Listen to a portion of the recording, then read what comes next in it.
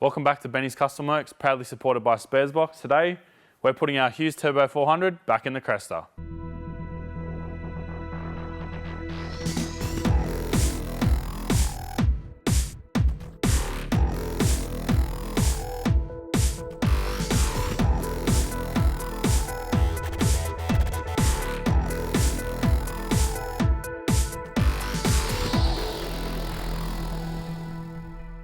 A lot of you guys are probably wondering why I've had the transmission out. Basically, long story short, this thing's done a lot of work, and although nothing's actually gone wrong with it, we wanted to take it out, pull it apart, and make sure nothing's sort of going bad. My theory with this is a lot more preventative maintenance, specifically with this car, because if something goes wrong, it's going to be pretty expensive. We've got all the clutch plates here, all the steels, and we've got our clutch band here as well. Everything all looks really good. There's nothing really that stands out. Some of these clutches have gone a little bit dark, and I did see one of them's got a tiny little bit of material separation on it, but considering what this transmission's been through, it's towed trailers here and in the States, done drag week.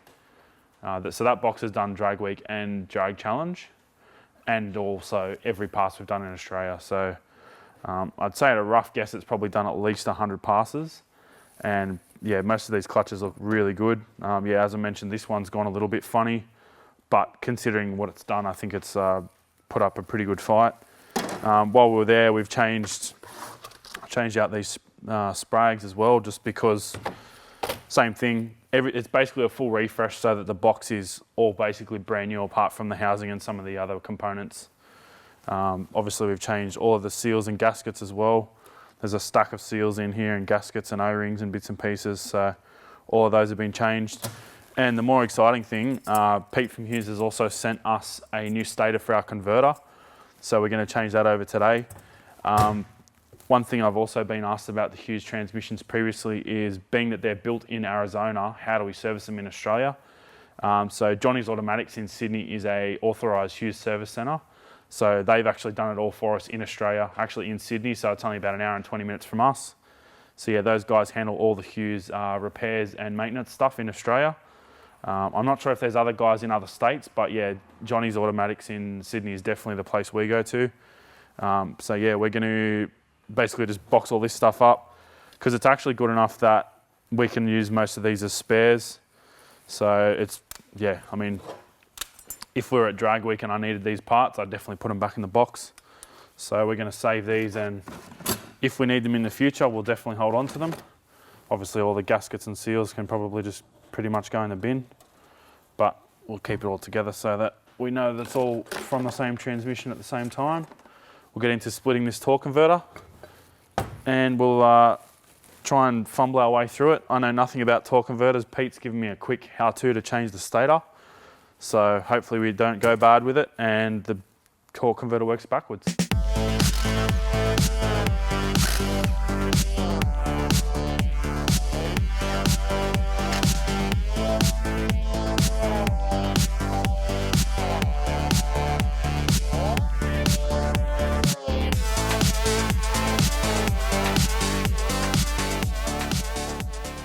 We've got our new stator in. Obviously this is the old one, there's nothing wrong with it, we're going to hold on to it, so if we do require a different stator we can go back to this one or add another one to it. Now it's time to chuck the O-ring into the groove. It's pretty simple, it's just like any other O-ring. Hopefully the O-ring will be happy enough to just sit in there. Oh yeah, so good. It's in there. The converter is marked too, so you bolt it back together in the same spot. There's 3 center punch marks on each of the housings. One thing I didn't mention either, Hughes have been really smart in the way they've designed this cover. It is a steel cover, not an aluminium one, but they've put these extra threads in the cover so you can use these bolts as a puller to just lift the top cover off of the base plate. It's a nice little design. I'm not sure if other converter manufacturers do that, but super handy for yeah, just being able to pull it apart without any extra tools. And yeah, they're just the same threads as the converter bolts. So you can just swap them in and out as you please.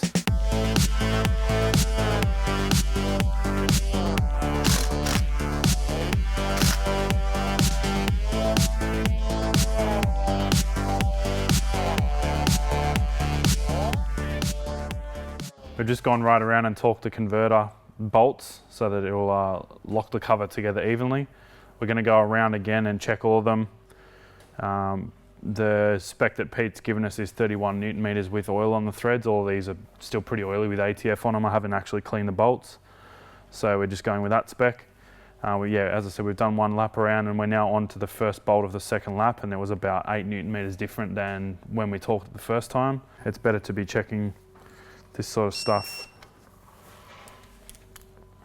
now rather than having to pull the converter back out because the cover's not tensioned correctly or evenly. So these are all spot on now, but that first one may have been just because it actually pulled the dowel pin into the case. So now, yeah, these are all good. And we're done.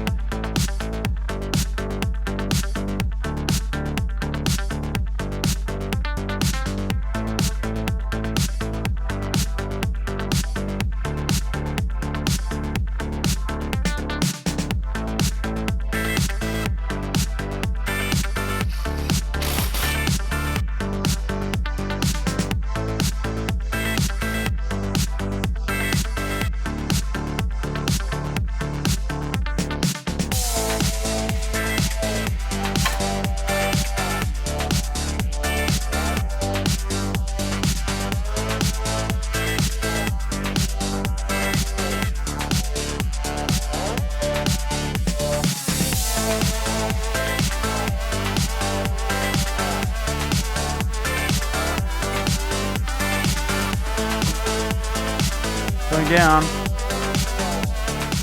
Why do Americans make everything camouflaged? I don't understand. Why do you need to not be able to see a ratchet strap? I do like a lot of things about America. Camouflage doesn't make sense.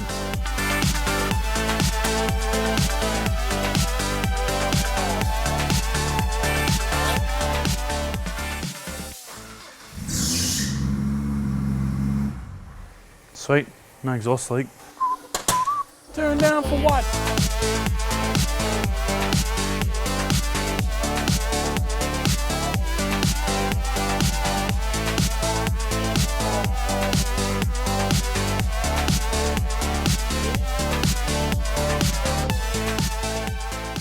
Clip up.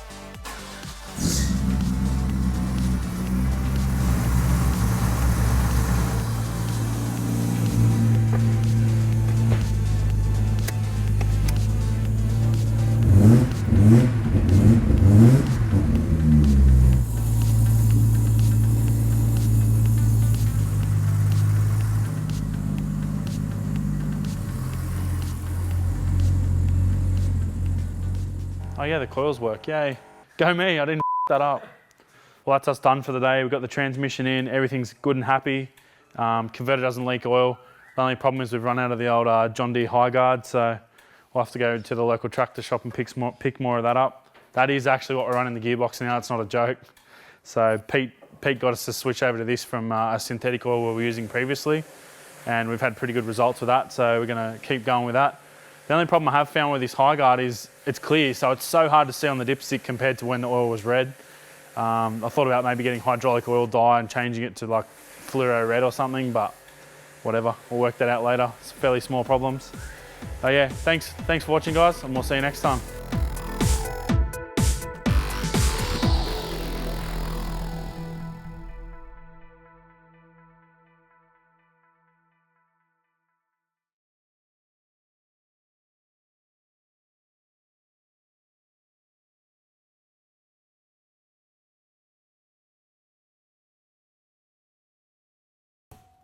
I'm rich.